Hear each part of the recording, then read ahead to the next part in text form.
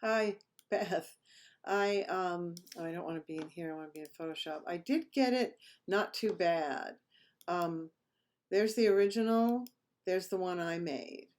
So I'm just going to show you. I'm not going to show you the whole thing because I'm like averse to long tutorials, but I'll show you the tools I used. I zoomed in to his mouth and I used multiple tools, including a little painting.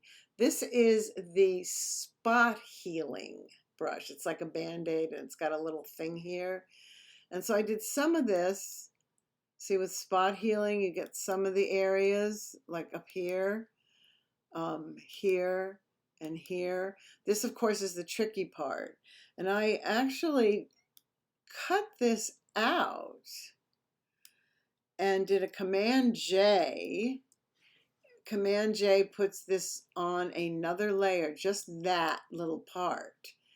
And now I'm going to go to the healing brush, which is a little bit different.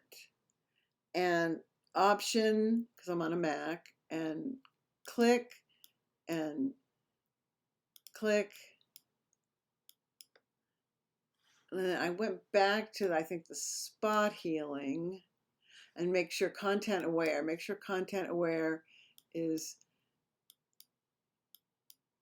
and what I all, so now see, this is on another layer. All this stuff is all on another layer. So I pretty much just went up to filter Gaussian blur at a 2. And that might even be too much. And then I changed the opacity of the layer. Not too much, there.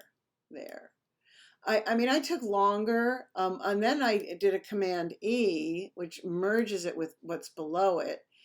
And let's take a look. This is the original, and this is the one that I just did. Now, I did, I think, a slightly better job because I took a little more time on that one. Hard to tell, really. That's the original, and this is the one I just did. So it takes a lot of different tools and finessing and some painting. I hope that's helpful.